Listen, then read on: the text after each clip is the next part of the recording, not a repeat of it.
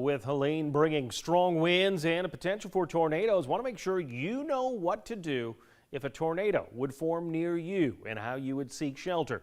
First Alert meteorologist Dylan Smith explains where you and your family should go to stay safe.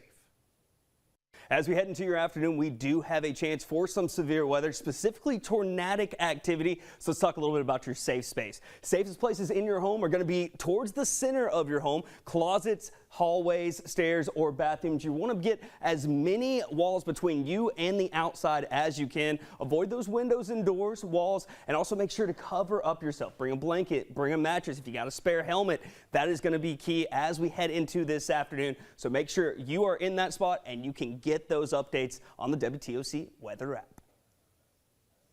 All right, thanks, Dylan. Right now, I want to give you